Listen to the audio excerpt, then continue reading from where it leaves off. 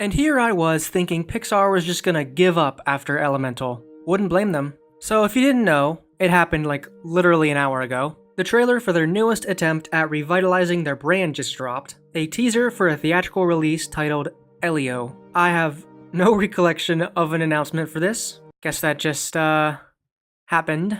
But even though I didn't have faith in Elemental, and I still don't, kind of forget, hasn't come out yet, I'm gonna end up seeing it Friday, probably. I'm willing to go into this trailer reaction with a bit more of a positive attitude. I recognize that I've been dogging on Elemental a lot in the last few videos. It's not like I want it to fail, you know, I want it to be good, but I just really hate when things are so by the books generic. But you know, you've pulled it off before, Pixar. I know you can make great stuff. Let's see if Elemental and Lightyear were just flukes, and if you can do it again.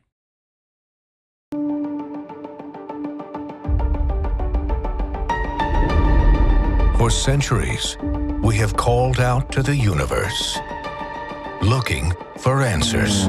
Ah, so they're attempting another space film. The comparisons to Lightyear are inevitable, so let's see if they can at least fix the mistakes that Lightyear did. That's all I want. The universe calls back. Hi, can you hear me? Honey, now is a really bad time. Okay. Bye. I love you. I love you. I love you. So already you can tell they're not exactly going for hyper-realism anymore, and honestly I'm on board with that. As someone who loves animation, I can kind of concede to things looking not as realistic as possible, because when it looks realistic it looks good, but it doesn't necessarily add anything to the story. This isn't because they're trying to be more stylized, oh no, it's because they're losing money hand over fist with Disney+.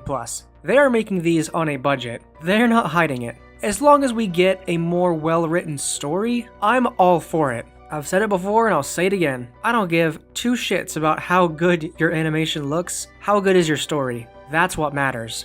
I'm sort of confused by this frozen water environment that we're in. I think that in this shot, Elio here is stranded, and the tide is coming in, and he's like calling his mom for help. Then the aliens kind of stop time so they can abduct him.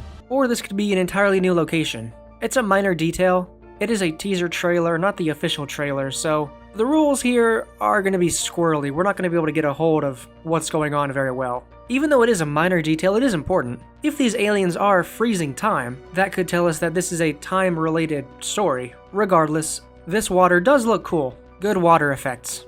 I suppose it's easier to animate water when it's not moving, but that's okay. So this setup has already told us some key details. It seems that this film has the demographic of younger boys, space, you know, the fact that the protagonist is a bit on the younger side, and I'm totally down with that. I think that's cool. See, I have no problem with Pixar narrowing their demographic a bit. When things are too widely accessible for all audiences, it just becomes fluff, and it's not really trying to say anything. So narrowing your demographic, it can make it a bit more impactful to those viewers. You know, even though, in my opinion, Turning Red was too heavy-handed for general audiences, maybe Elio could be a bit different. Maybe this film could be about a younger boy, but have whatever lesson he learns actually be important and relatable to the wider audience. That's what Turning Red didn't do. It was very not nuanced, in my opinion. They just told the story using the actual elements instead of kind of hiding it and working it into something that everyone can kind of relate to. I'm really wondering if Elio's eye patch is significant to his character, or if it's just kind of a diversity choice, or like a stylistic thing. You know, at least he has a trait that sets himself apart. I can see a major emotional beat in this film being him explaining only being able to use one of his eyes, and the aliens can connect to that, or something like that.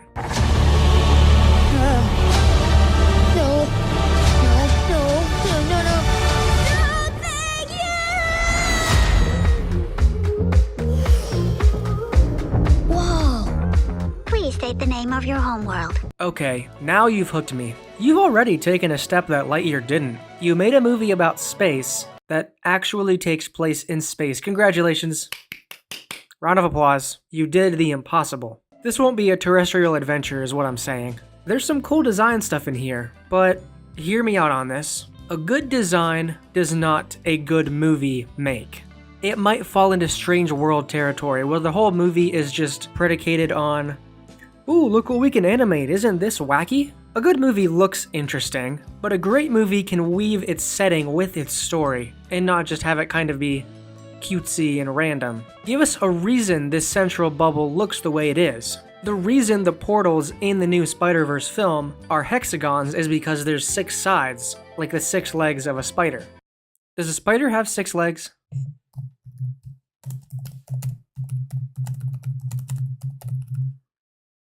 Oh, they have 8. Well, analogy wasted. The point is, make sure you're designing with intent, not just randomness. Please state the name of your homeworld. Earth? Welcome, leader of Earth. We are the United Advanced Species of the universe. I think there's been a mistake. You're not the leader of Earth? Sorry for the mix-up. Commence memory wipe.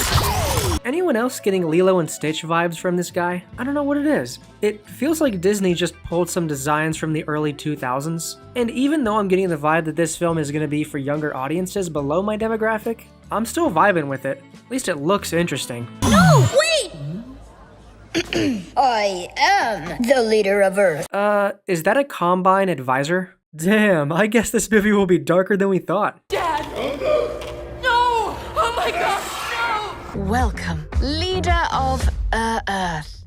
Okay, the joke that the aliens take whatever the human says first and just takes it as fact, like the Earth thing, that is as cliche as it gets. It doesn't inspire the most confidence in this writing, but it's only one joke and I could be reaching here. I just hope that they cut that shit out soon. The trial of Earth can proceed. Uh-oh. Until then, as you say on Earth, okay, bye. I love you. Okay. Bye. I love you.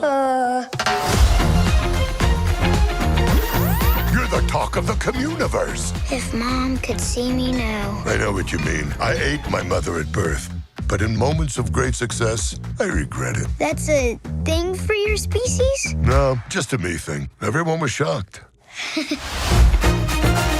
All in all, you know, this movie doesn't look too bad. Elio obviously isn't trying to cater to my demographic. There's no YA audience, but that's okay. Guys, maybe this movie just isn't really for us, and that's fine.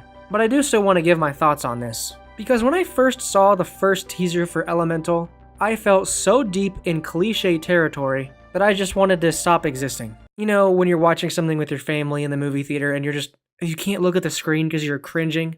I promise, family, even though I like animated stuff doesn't mean I like this crap. You know, I'm not getting those vibes from this. Sure, the jokes aren't really landing, but it's a film that isn't being completely sold on a first grader idea. Now, what do I mean by that? I'm talking about the tried and true Pixar formula of what if we used insert noun here for our characters? I might get some heat for this, but this is just my opinion. When you have a film that is based entirely on a gimmick, like the characters are based on a gimmick, like the characters are based on a singular thing or idea, it can make for some cool world building, but when you're taking that approach, you're establishing the gimmick first and you're just hoping the writing will just naturally spring up around it. Hot take, but I really don't like Inside Out. I know, it's a masterpiece objectively, but I will never rewatch it because it's just so boring to me. I don't know. It's far from the worst offender, but it is built on a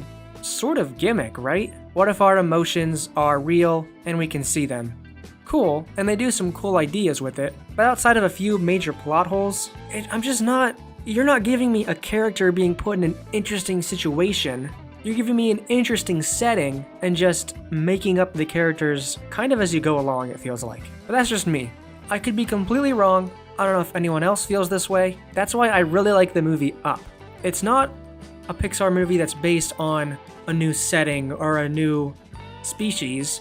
It's just humans doing an interesting adventure story. There's no theme. It's just a good, well-written drama. I don't know. What's the theme for Up? Old people? You know, I want to see characters going through unique situations. You don't have to necessarily create an entirely new plane of existence built on flimsy rules and bad puns. Fire town, water, city, it's like, come on. Marco and Polo are your two water kids. Oh, how relatable is that? If the writing for Elio is at least a little complex and they're trying to tell a unique story, then it will hit harder than a film with extensive world building and nothing new to say. Spider-Verse had great world building, but it also had something original to say, something important about Miles and his relationship to his parents and their expectations, and to Gwen, and to the Spider Society. Other than the fact that I'm sick of the one-word titles for these things, I think Elio could finally be a good Pixar film because it's one that doesn't necessarily have to match the older Pixar model of building this grand world populated by monsters or emotions or bugs or cars. It's like Pixar is going through the Rick and Morty crisis. Everyone is shouting, "Be like season 1," but the landscape has changed in a way that makes that essentially impossible. That's just not good enough anymore. They need to find a new path forward, and this could be it. Maybe if Elemental came out in the 90s, people would have loved it, but that's just not good enough anymore. I think they need to find their new stride, and they need to stop trying to be like their old selves. The point is, it seems like Elio might be able to break the Pixar curse as long as it's well written. A lot of you will say, why would you even bother criticizing something that's meant for kids? And to that, I would say, Spider-Verse was able to be for both kids and adults. Therefore, you no longer have that excuse of being good enough, Pixar. You can be better. Even though this video came out very antagonistic for me against Pixar, I'm glad they're trying something new and making the story actually about its characters and not its setting again. Those were my thoughts on the trailer for Elio and what Pixar can do to maybe get themselves back in shape. Maybe you disagree with everything I said in this video. That's fine. I want to hear your comments on it. With my critiques and your constructive criticism, we can all work together to create an animation landscape that we can fall in love with all over again. And Elio might be the start. We'll see. So those were my thoughts on this new trailer. If you want to be a part of the conversation about this trailer, join the Discord. We're definitely going to talk about it. And you can also go there to see the full body drawing for this outfit. I'm on YouTube and Discord, so if you could subscribe and like the video, therefore I get more views in the algorithm, I would really appreciate it. And I love you all. I did not mean for this video to come off this antagonistic.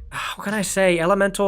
Once Elemental comes into theaters and I review it, and it's gone from my memory after like an hour, then everything will be okay. So I apologize for the negativity in this one. I swear my videos are usually more positive than this, but I love you all. Thanks for watching, and I'll see you in the next video.